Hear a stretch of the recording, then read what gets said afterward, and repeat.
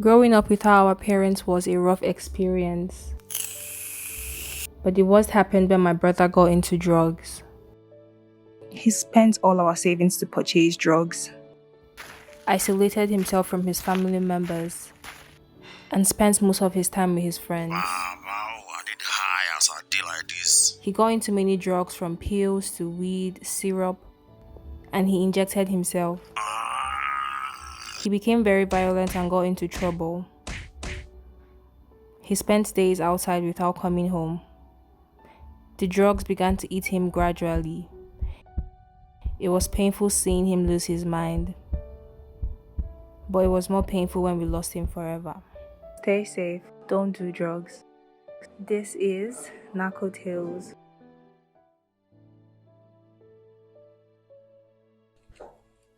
Two seasons ago, this started as a necessity, a small light in a world clouded by silence and stigma. Today, it is a movement, a community of voices, stories, and second chances. Hello and welcome to Narco Tales, the show where we uncover the raw and real stories of those who have battled substance dependence and found their way out. Narco Tales is an initiative of the National Drug Law Enforcement Agency, NDLEA, under the visionary leadership of the Chairman, Chief Executive, Brigadier General Mohammed Buba Marwa, retired. This show was born out of purpose, to change the narrative, to show that behind every story of substance dependence, there is a person, and behind every recovery, there is courage. And as we begin season 3, I just want to say thank you for listening, for sharing, and for believing in the power of recovery, because every view, every comment, every story told is proof that change is possible. So sit back, take a deep breath, and join me on another journey, a new season of truth, of hope, and of healing. This is Narco Tales, and I am your host, Netta Wedozie. Our guest today joins us virtually, a woman who has seen the other side of substance dependence. Hi, thank you for joining us. Good morning. How are you doing? I'm fine, thank you. How are you? I'm doing well. Thank you. So first things first, please introduce yourself to us. Okay, so my name is Aggie Ekanemwe. I'm married and I have kids, and I'm also a registered nurse. Okay, so let's get started. How did you first come in contact with these substances? Okay, it happened that I was misdiagnosed with incomplete abortion instead of ectopic pregnancy. So by the time I went through evacuation twice, then I was finally diagnosed with ectopic pregnancy. A friend, a colleague of mine, advised that I get pentazocine so that I will be using when the hospital is not giving me as at when due or when I'm in pain. So that's just how it started. Okay, and so you were supposed to use that for the pain, right? Yes. Okay, so at what point did you start abusing these substances? When I left the hospital after the surgery, I was using, but not heavily. Then after then, I had an accident. So I just went back to it and I started using to just help me with the pain. Okay, so just please give us a now we want you to get into the details about your journey through substance abuse. Okay, so when I was using, at the time I knew it had become a regular thing and I was struggling. I saw that I couldn't stop myself from using. Then I was still working at a place in VI. Then I opened up to a senior colleague. I told her that I was having issues with pentazocine that I've been using for a longer time, that I needed help. I think she just wanted the best for me, colleague at work. So I was meant to see a psychiatrist. Then after consultation, the doctor told me he was going to review me 2 weeks after. But that 2 weeks never came, as I was asked to leave and take care of it myself. And that just fueled the addiction because I was angry with myself. I was disappointed and all that, and I felt I just needed help. But so the pain of asking for help and then you getting a sack letter from it just made it worse. I came back and You got a sack letter? yes, yes, I was asked to leave and take care of it myself. When I'm through, I can come back. So that fueled the addiction. I came back. I wasn't knowing fully well my brain was messed up to a point that I couldn't think straight. That I just went deeply into it. So and it was a real struggle. People would think maybe I enjoy what I was doing, but I was struggling. But fear of rejection made me never open up to anyone.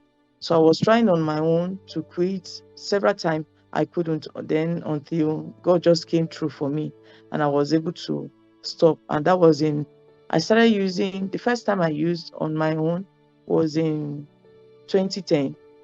Then I had an accident around 2013 and the addiction continued from there till December 31st, 2018. That is when I stopped on my own. I'm sure it must have been really hard for you, Yeah. especially seeing as you were given a sack letter to go and take care of yourself because of your dependence on these substances, if I'm correct. Yes. Yes. So, about work, did they call you back? Just tell us all about that.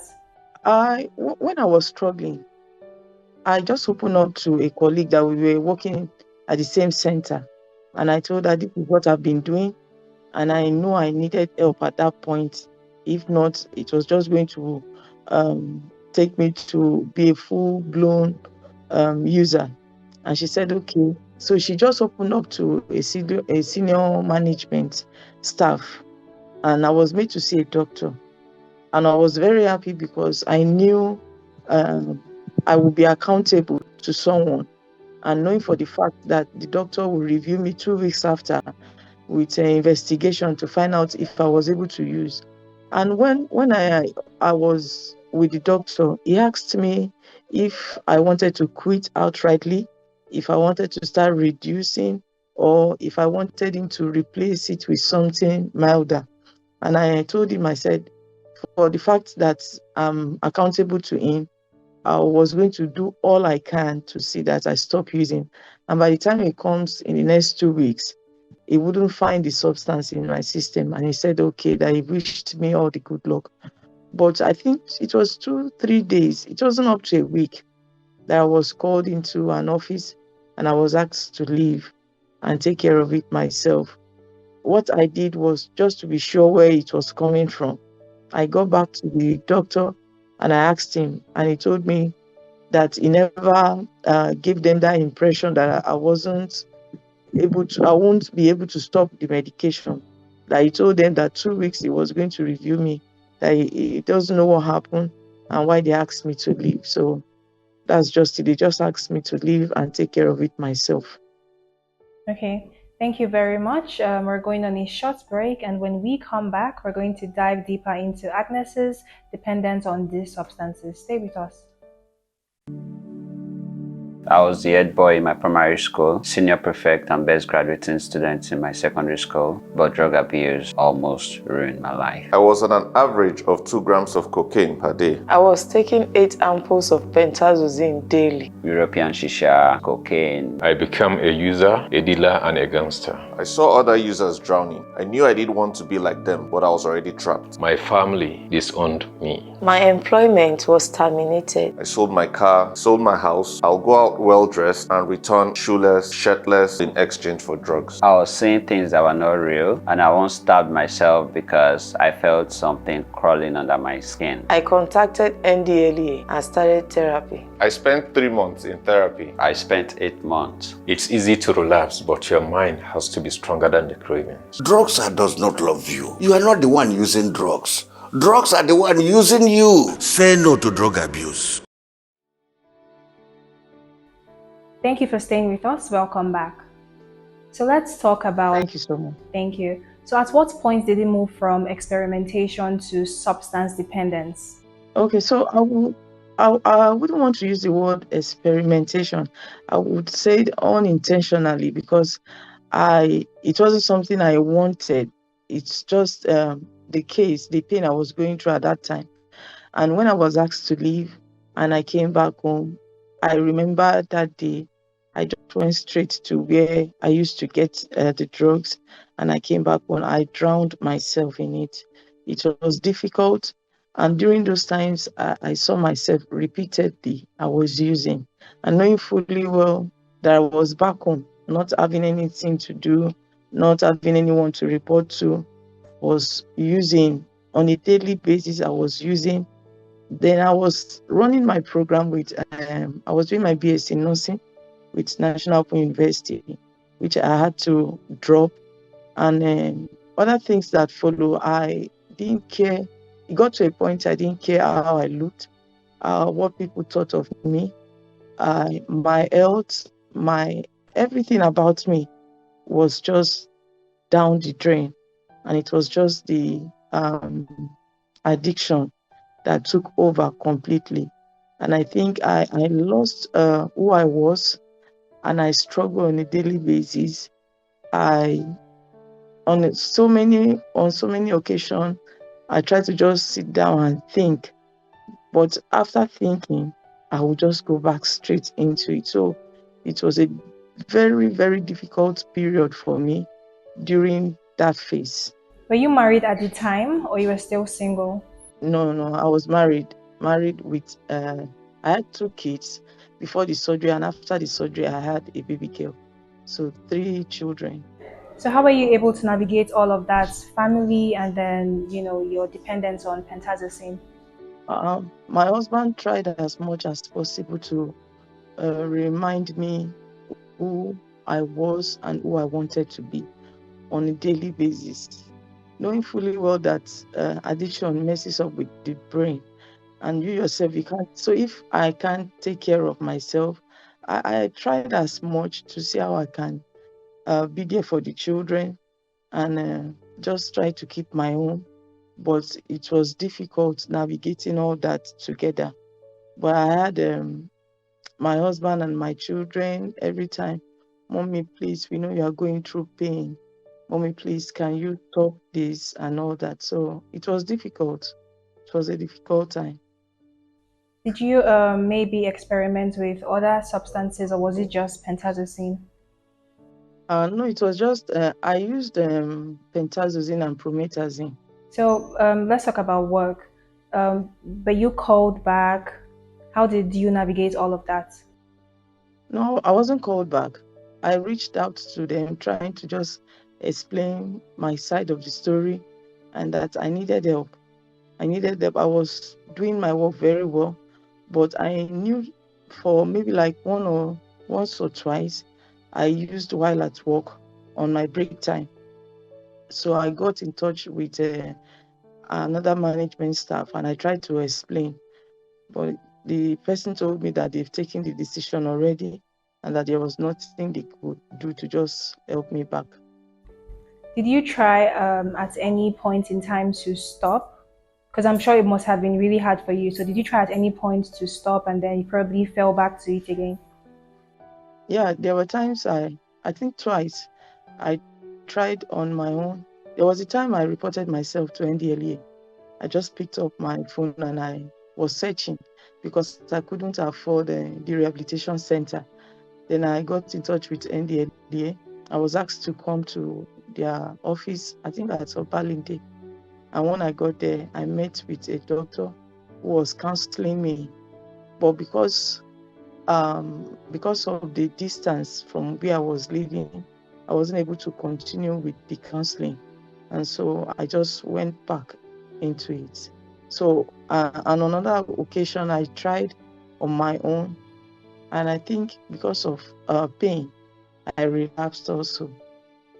What was the most challenging thing in all of this for you? Seeing myself struggling, knowing where I wanted to be in life and not being able to help myself. And that's it on today's episode. Join us next week as Agnes shares the consequences of her actions and her path to recovery. I am your host, Netta Wedose, and I'll see you same time next week.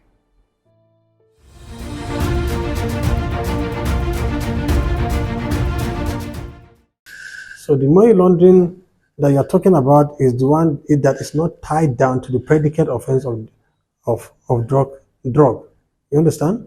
So that kind of money laundering investigation, we have power under Section 4 of the NDLA Act, which says if somebody is living above his means, is accumulating assets unabated, and you don't know where he got his money, you can apply under Section 4 and get the consent of the Attorney General of the Federation to investigate him, because his means of livelihood is not commensurate to his ostensible income. So you understand? So we have power to tie that law, but the Attorney General must give us the consent. Don't do drugs. Don't do drugs. Don't try it though. He go choke you up. He go steal your sunshine up. He go shock you up. He don't kill him any youth for my area. Even for your area. When you start it to stop, it not go easy. As you dey drag am go, he dey drag you down. Water come out from my eyes, oh. When I remember all the guys, oh. Where many of them kicking bucket, oh. Some cut to socket, oh. Make we don't forget, oh. No dey talk it, oh. Say, don't do drugs. Rock up you see body, oh. Don't do drugs. Don't go wound your busy body. If you die, you go sad, oh. Oh yeah, help me tell somebody. Say, rock up you see body, oh. Body, oh. Body, oh. This message is brought to you by the National Drug Law Enforcement Agency, NDLEA.